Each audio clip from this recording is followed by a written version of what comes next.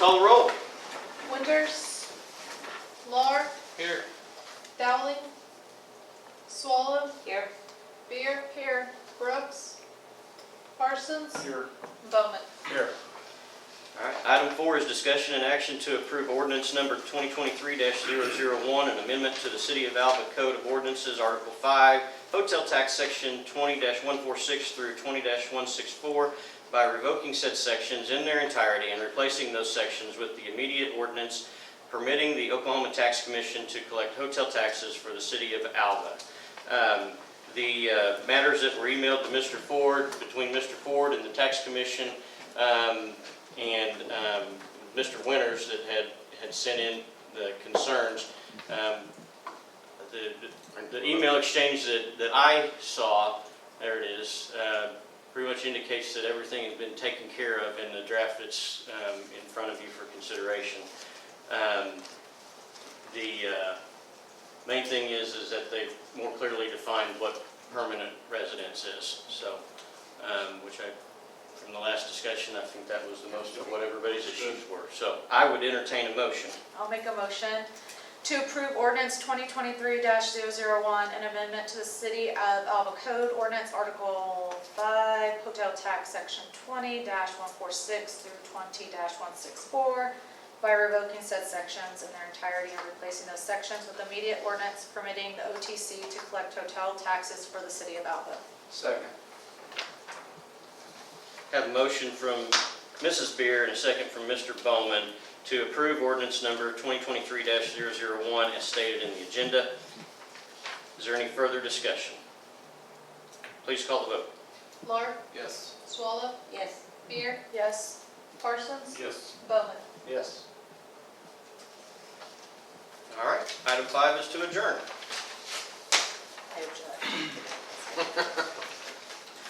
And now we'll go to the Economic Development Authority special meeting.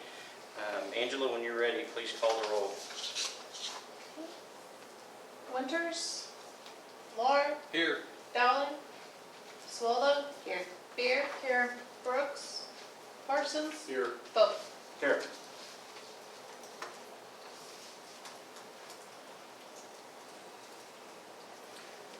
All right.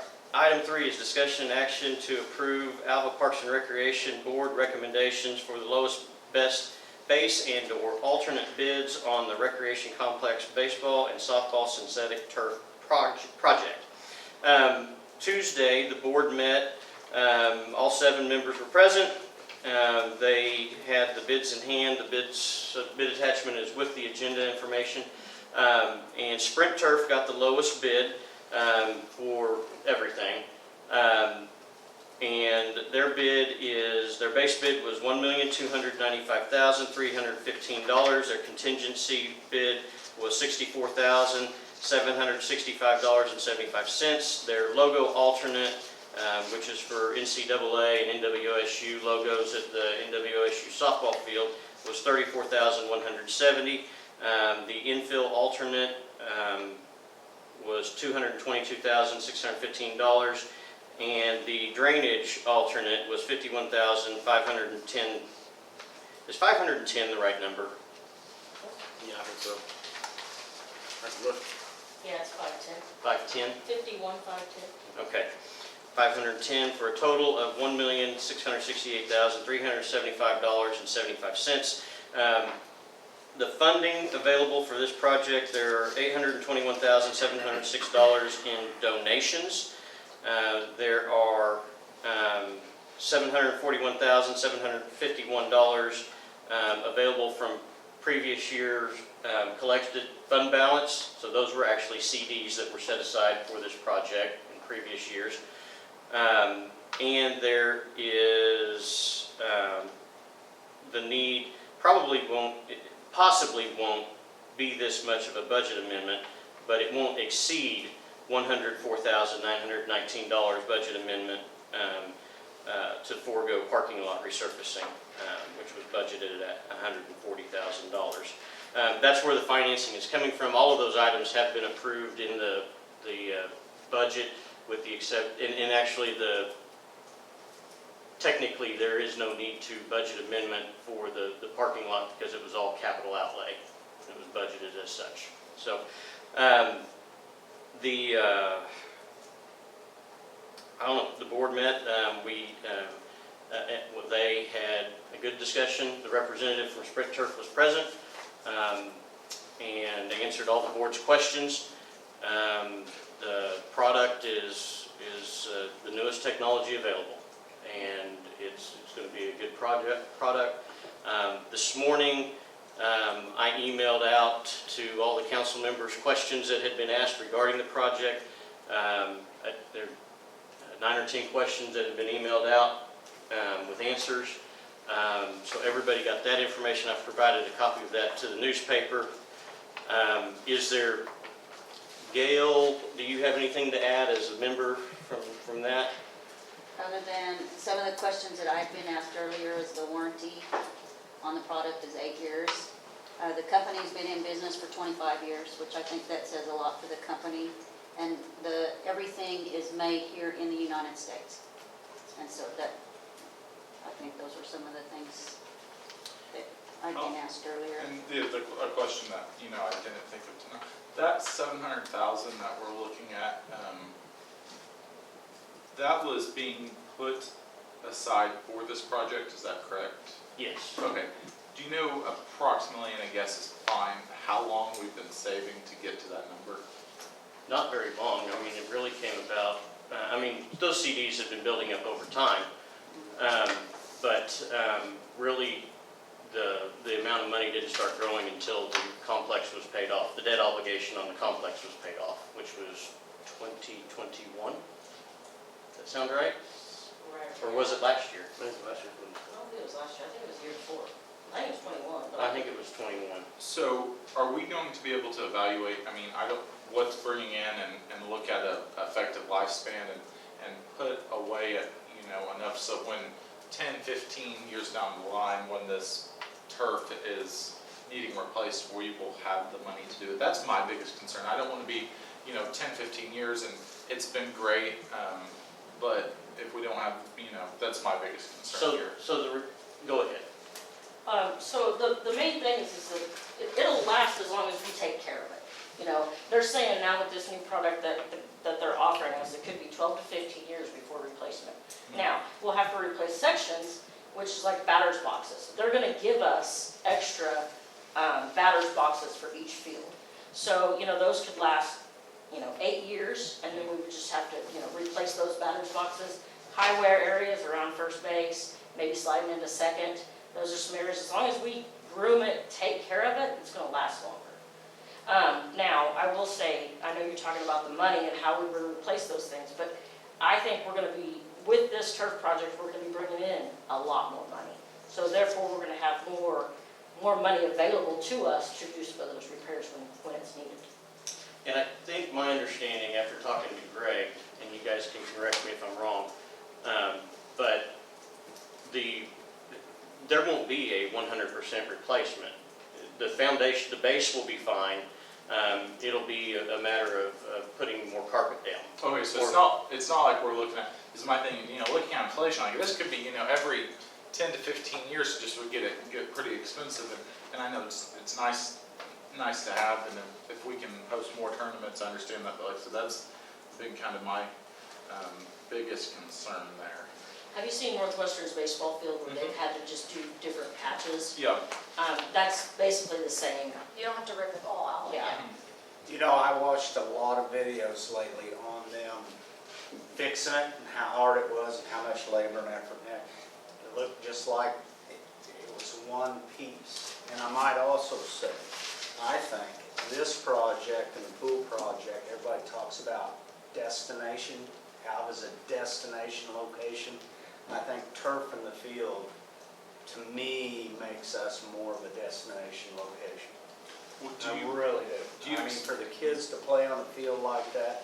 When Tonkawa came here and killed Alva a few years ago, and they saw that turf field like that at Northwestern, I knew we were done when they came out. And I think it's the same way when those kids get on a field like something like that. So then they're going to want to come.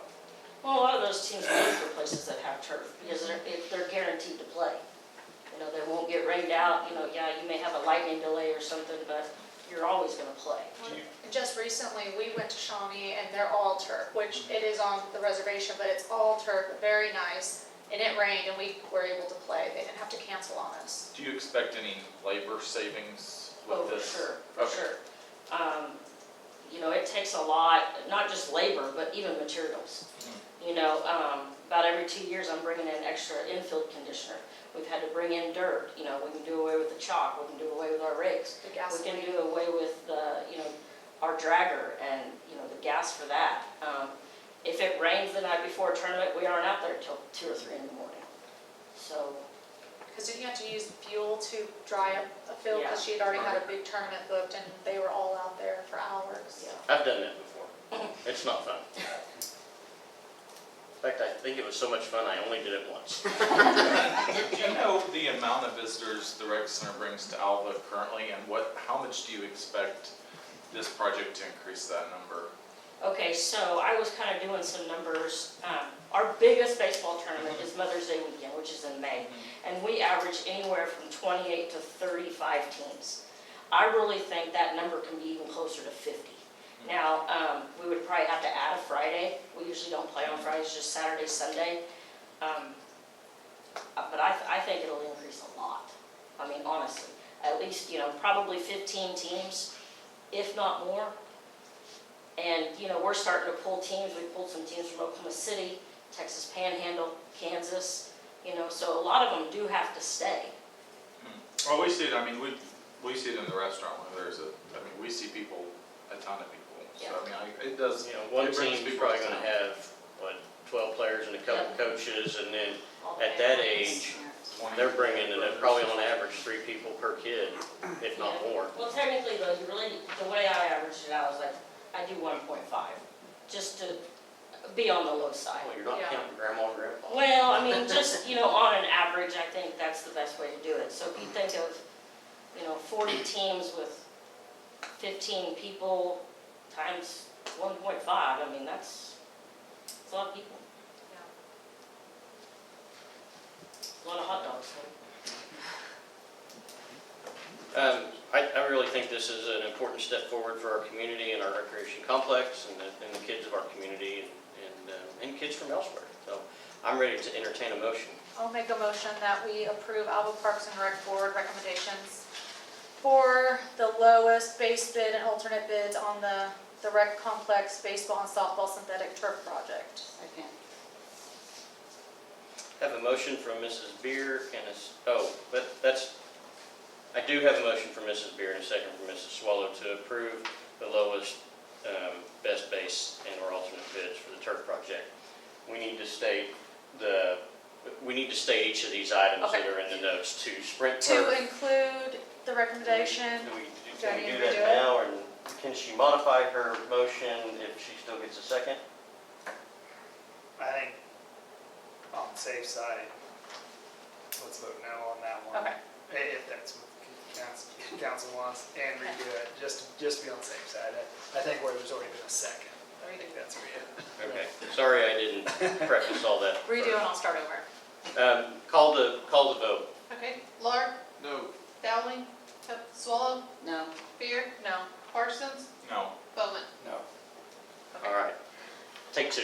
Okay, I'll make a motion to approve Alva Parks and Rec Board recommendations for the lowest, best base, and alternate bids on the recreation complex baseball and softball synthetic turf, accepting Sprint Turf's base bid of $1,295,315, contingency alternate of $64,765.75, logo alternate of $34,170, infill alternate of $222,615, and drainage alternate of $51,510, for a total of $1,668,375.75. I'll second. Okay, About water. now is there any further discussion? Please call the vote. Laura, Yes. Swallow, Yes. Beer, Yes. Parsons, No, and just on the record, it's because I've had a number of people reach out to me, very concerned about it. It's not, and I'm representing the people who've reached out to me.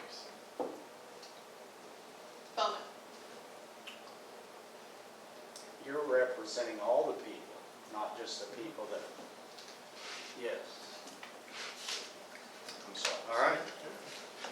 That is all we have. Thank you, folks, for coming in. Thank you guys for coming down and helping us out. We are adjourned.